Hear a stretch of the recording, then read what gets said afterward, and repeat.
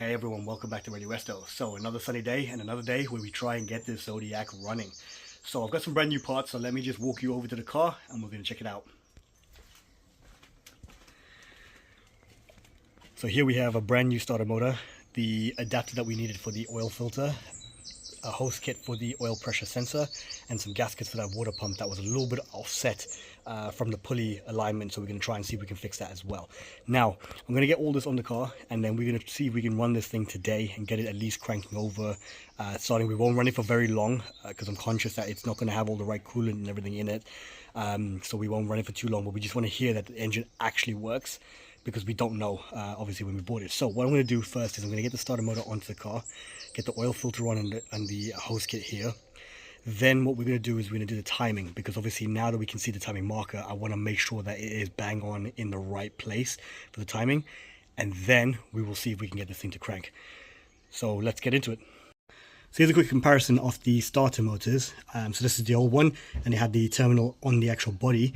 The new one seems to have it here at the back. Now, there's not a big deal because obviously it's still a single pole, which is what we wanted for the setup that we had here, but essentially, as you can see, it's just shinier, but essentially it's exactly the same.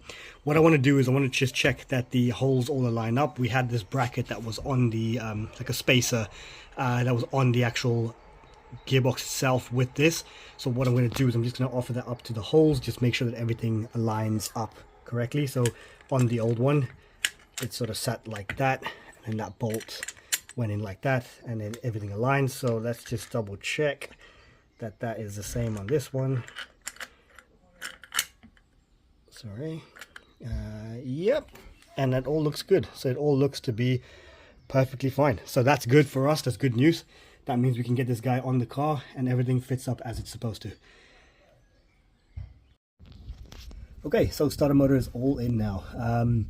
Definitely missing my pups. It would have been really easier to have extra set of hands from the top just to help me guide it in, because this fella's not the lightest thing when you've got your arm outstretched in front with minimal space to work in. But we've managed to get the bolts in now, so I've managed to thread that one and the top one in there. It's all sort of torqued down at the moment. I don't know the exact torque spec for this, but I've, just given previous starter motor changes and stuff, kind of know roughly what kind of tension to put on it. So they're all in there now. The plate is here. This is the sort of blanker plate that was in there. It's orientated right. So now what I need to do is I need to get access to the back there, get the terminal connected up to the back, and then that's it. We just see if it actually turns, to be honest, from there. But yeah, let me get that cable in, and then we will take it from there. I'm going to get the oil filter and everything connected up first before we turn the key. Okay, so that's the power cable there for the starter motor connected up. I had to bend the tab a little bit just to kind of give it a good clearance away from the engine mount. So just because I wanted it not to touch anything that would get hot for the cable. So I'll obviously be able to neaten it up and route it now. But yeah, just giving it a slight bend just so it curves away. What I would recommend is, if you guys don't have one, oops, sorry, the light. If you don't have one, this baby ratchet, honestly, this is one of my favorite tools. It gets in all the small places that you can't reach. My wife bought me this as part of it was actually a advent calendar, Christmas advent calendar that I absolutely love. But yeah, if you don't have one of these little ones, highly recommend getting one. Super useful. And it's got a little end on there where you can put little sort of bits in. And then you can obviously use it as a ratchet as well. But yeah, super helpful. That helped me get in there and tighten it in a small little space. I was able to get the right amount of turn on that to get that tightened up. Cool. So that is the starter motor done. So let's move on to the oil side, and then yeah, we can sort of work on the timing and then go from there to the rest of the electrics and then see what happens. Okay, time to get this oil filter adapter in. So again, I've just put a little bit of PFT tape on there just to kind of seal the threads a little bit on it. And then with this adapter I bought, it's got sort of grooves on the inside on there, which means I can use it, something like this, which I've got here, and that fits in there. It grips it, and then you can just use that to tighten it up onto the engine block. So that little fella there, I'll show you, it goes into that hole just there, and it just screws into that, and then the filter will go on top of it from there. Okay, so never seems to end with this build or the parts that came with the car itself. This actual oil filter here, for some reason the threads, they don't match up to that, the one that's on there, which means that this doesn't actually turn into that, so I can't actually get it to go on properly. Now I don't want to force it because I don't want to damage the actual threads itself anyway, so I'm going to see if I can maybe get another oil filter today, and then we could try and screw that on. But yeah, I don't want to force this on. It doesn't seem to be biting into that, which is annoying because I was hoping that, you know, we could just throw this on, everything will be good. But yeah, looks like I'm gonna have to go try and find one that will fit this, the actual adapter. Yeah, good fun.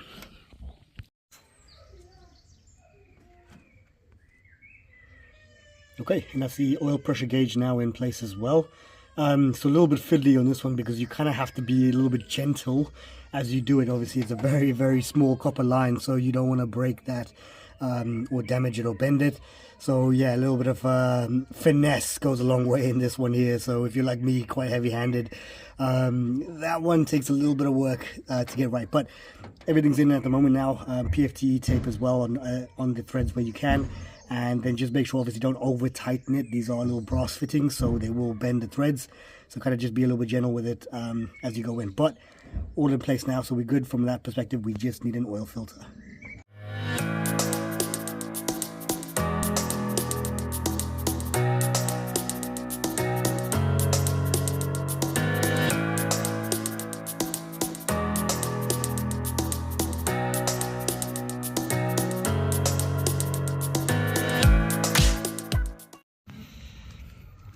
Okay everyone, so that's the water pump back on again now with I believe to be the right spacing or as close to it as I can get. So essentially, as you can see there, I've now put the gaskets in. So one brand new gasket from the job lot that I bought actually fit. So I've used that one in there. I've reused one of the older ones that I had using steel because it was in okay condition, to be honest, to be reused. And then I had to use another gasket as well at the back, so that's between the block and the water pump. It was another one that fit the mold. One, like two of the holes I had to just re-drill, but they were just pilot holes really. There weren't really anything that would leak coolant from. But again, I've just put some sealant on it as well. So now with all that combination, I think we've got the right kind of gapping for the actual belts. And what I've done is I've just used like a copper pipe, so something as straight as I can, to align it with the pulley. So if it's straight like that, sorry, the block is at an angle, so bear with me. And then if I put that in there, it's now all aligned up straight in there. So looking at the spacings on either side of the actual copper pipe, on either side of the pulley, it's about even. And then again, that tells me it's dead straight, but again, it fits in the groove, and then that fits in the groove as well. So again, it might be like a millimeter off, if that, on there, which what it will do is it'll just wear the belt away slightly on the one side and pull itself in. I'm hoping, again, it might not be absolutely perfect, but it will at least run now with the alternator in there. That's probably as close as I can get, because I can put another spacer in there, but I really don't want to do that now. It'll just push that out way too far, and again, it just makes it dangerous, which we don't want. If I put anything near the pulley end, it becomes very dangerous. So we obviously got to keep that in mind as well. We do not want this to be dangerous at the same time. So with all that being done, I think that's as close as we're going to get it. We'll have to run it and see. If I feel like it's still too far off, the belt's wobbling when the engine's running, then we'll readdress it and think about maybe I can fabricate a larger spacer out of sheet metal that will actually do the job properly. But for now, I think we're close enough that we can get this running at least with the engine and alternator all together. Okay, so now that the water pump is in place, I've now checked the top dead center, now that we can actually see the markings, right? So now what happens is if you swing the pulley either way, the crank either way, off the top dead center, you can feel it's loose, and then it'll clunk, and then it'll clunk the other side. So what that means is if you come to, let me just get the focus right, if you come to point 2 there, it'll clunk, and then if you go into the middle of the C, it'll clunk, or just after that C, slightly just there, which tells you that that's when it's starting to change direction. So actually in the TDC marker is actually true in the center of that change, right? So that is the right marker now. So now at least I'm confident and happy that the timing is set correctly on the car. So that's a good sign. And a good place to start now. So now I need to just do some homework a little bit, pull the distributor out again, because that's going to be in the wrong place, basically. So we need to just pull it out, and I'm going to check it. I'm just going to check that where to start the car. I need to see what marker it needs to be, because obviously you don't ever start it on top dead center. You start it at a marker off. So I need to find out what that marker actually is, put it there, put the distributor in the right place, and then we'll go again. So we're getting there closer, guys. We're not too far away now. So all I need to do is I'm gonna have to go and get that oil filter before we do anything else to start it. But let me just get the rest of it done, and then we will crack on with that. Okay, so mission successful. We've managed to find the right oil filter that fits the car. So it looks like it needs an M10 from what it's, sorry, M20 from what it says there. So what I'm going to do is I'm going to drop a little bit of oil into here, and then I'll screw this onto the car. And then what we'll need to do is we'll need to try and prime the oil system before we do anything to try and start it. So let me do that now quickly, and I'll get this on the car. Okay, so we're doing a bit of homework. We've got the timing marker on 12 degrees before top dead center, and then the distributor is back in, but obviously lined up. But what it is if you've got like a mechanical advance, sort of like this, where it moves, you kind of have to just move that and then turn the base. But obviously with your timing mark, you need to get it in line with the one. So remember, like I said in the previous video, is you got to sort of move the gear one tooth out, because when it seats in, it'll sort of do that, right? And you want to kind of bring it to your marker, so kind of position where you want your one to be, and then afterwards do your mechanical advance, because when you put the cap back on now, it's going to be off there slightly. But that's pretty much the timing done now, so it's in the right place to kind of give it a crank. So what I'm going to do is I'm going to try and prime it. Now you can prime it through the distributor well here.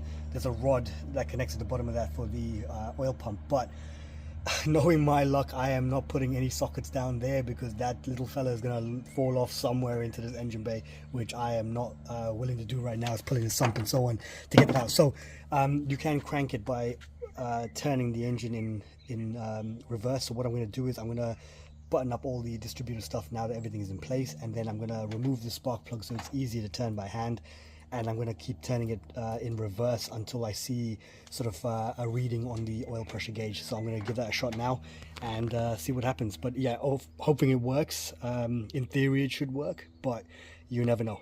But yeah, keep you posted. Hey everyone, so in my attempt to spin the engine by hand, I've discovered something that may not be good for us. So I'm just going to show you, hopefully you guys can hear this. I'm just going to prop the phone up there with me.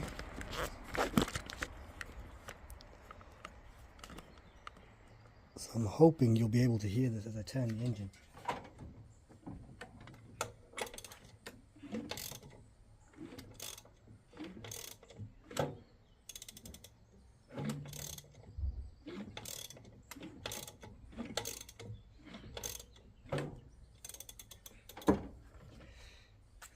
So there's a slight clunk, so something inside of the engine internally at the bottom is hitting the sump.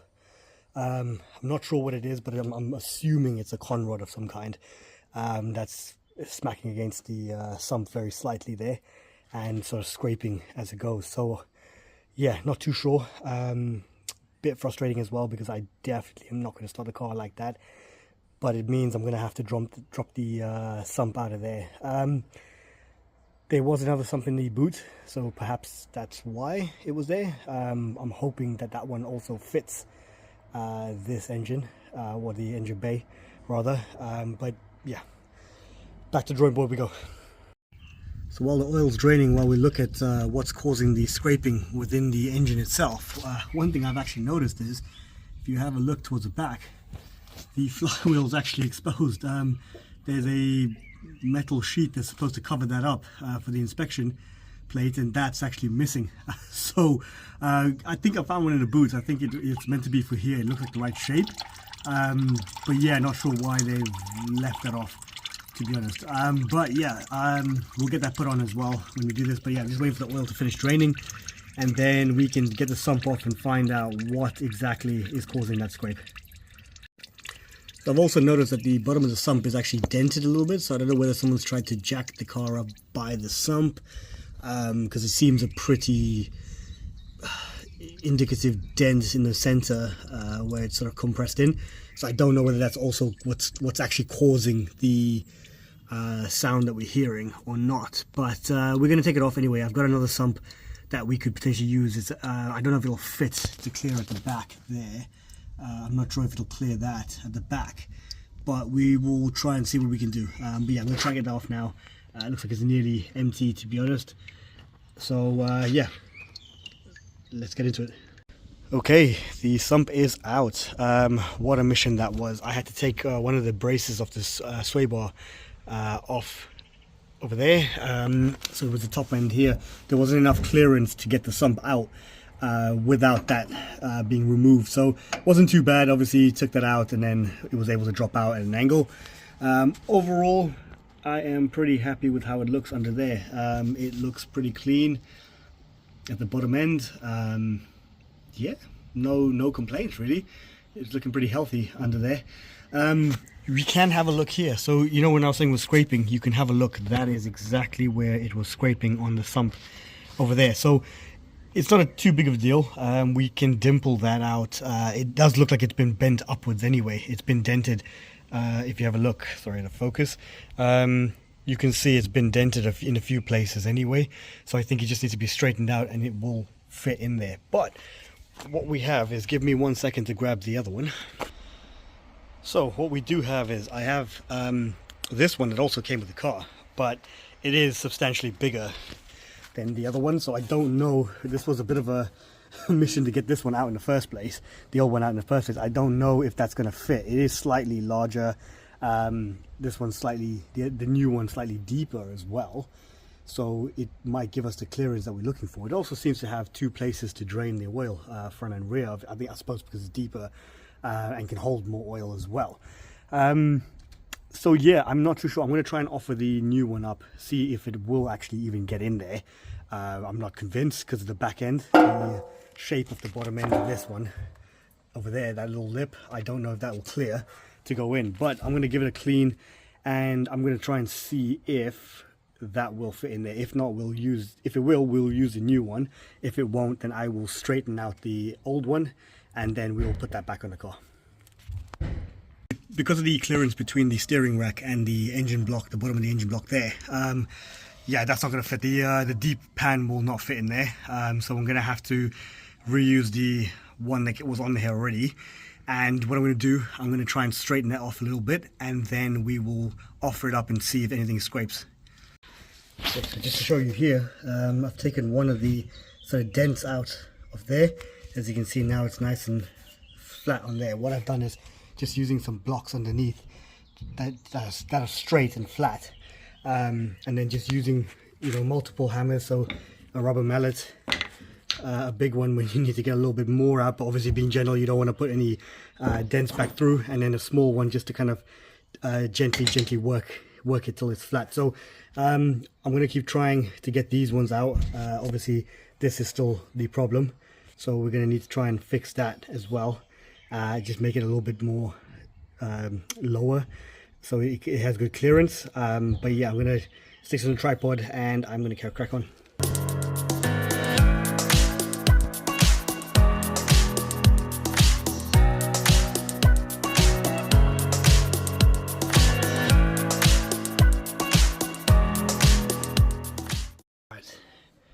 Ain't pretty, but it's pretty flat compared to what it was. All the additional dimpling and so on that was in there is sort of come out. What I'm going to do now is I need to figure out, I'm going to try and dimple this slightly because this is where it's catching. I think maybe here as well, but I want to see if I can kind of dimple this area a little bit. But I need to find something that's a good shape to kind of use it to dimple it, because you don't want to hit it with like straight corners or anything like that. You don't want to puncture the metal, so you want to kind of use something that's kind of shaped and then hit it a little bit. So I'm going to see what I have that I can use to do that, and then I'm going to see if I can dimple that slightly just to kind of get a little bit of an arch in here. So what it means is then when the piston's moving, it doesn't catch on the front end here. I don't know if you could probably space this as well, but I don't think it's a good idea.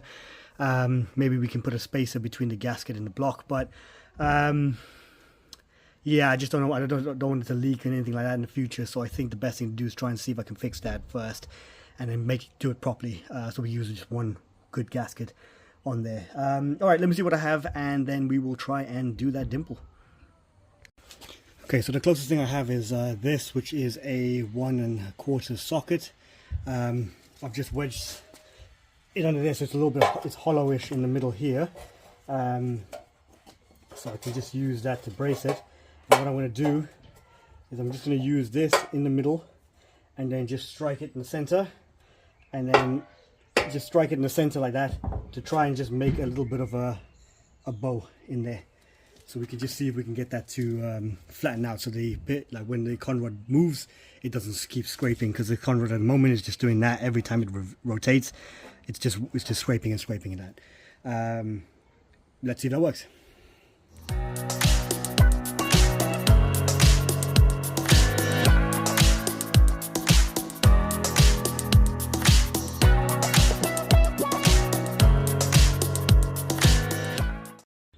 Okay, sump off it up, and I've given it a few spins now, and not a scrape, not a bump, not a knock, nothing. And so it looks like we're good with that kind of clearance now. Conrods are in a really good place, so that's really good news.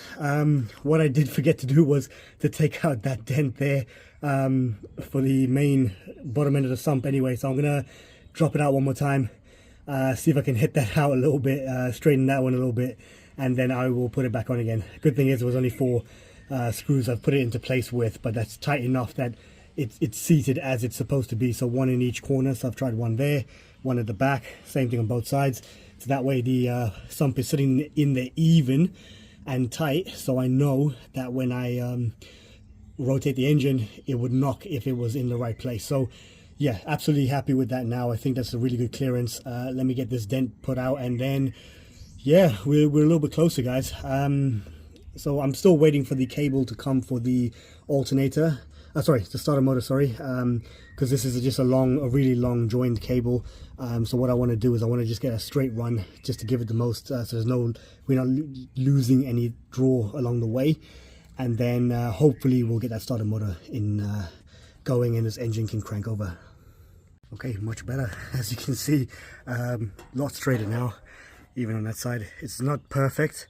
I couldn't seem to get that dent out. I didn't want to push that one too much. I don't have anything sort of round-ish to kind of get that out properly, so I'm gonna leave that one. That's not a major issue anyway, but at least now there's a good amount in there, and it's a good way from the oil pickup as well, because otherwise that dent would have been pushing right on the oil pickup. So yeah, looking good now. Let's get this back in the car. So another tough day with the Zodiac here, not the results we were hoping for, but you know, again, that's the joys of buying a car unknown. You know, you're gonna uncover things that you just didn't know before. I did have a little bit of a mare at the moment now with the electrics. I went to just try the electrics in the car with the barrel, and realized it wasn't turning on in the car. I was getting 12 volts all the way to here, but I wasn't getting any clicking or lights on the inside of the car. Turns out it needs the alternator plugged in, so the alternator has to be plugged in for it to complete the circuit to do it. But now what I've discovered is I've got basically 2. So when you turn it on now, when the alternator is plugged in, it starts the fuel pump when you turn the key. But also there's a wire here that if I touch this wire to here, it actually starts the fuel pump as well. So I don't know why there's 2 connections to the fuel pump, which I'm going to need to figure out why there's 2 powers, because maybe they're fed power to something else from the back, and it needs that power in order to work. So what I might do is I might put that on the ignition side of the solenoid here, so once it's actually started up, then it'll run as an auxiliary for whatever it needs to there. But yeah, super strange. I'm not sure why it's like that. Again, wiring is unknown in this car, so we're gonna have to figure out why it did that. So the fact that I think because these cables are joined together, it doesn't have enough oomph to start the starter. But also I think it needs a ground, so I'm going to do a ground. I've got some ground straps anyway, so I'm going to ground the block to the car properly. I'm going to order a proper length 2-meter battery cable, so it's one length with no joins in the middle for the starter, so we're not losing any power or draw along the way. And yeah, so I'm gonna have to come back to it. Annoying. Sorry guys, not the results that you guys were hoping for to see. I know you guys are eager to see this car run as much as I am, but what I'm going to do now is I'm just going to finish off the wiring for the coil and call it a day, and then hopefully I can get everything here tomorrow with Amazon. But I know we're making small progress, but small progress is going a long way. We are getting closer every single time we touch this car. We are getting closer, so watch the space guys. Remember, like and subscribe.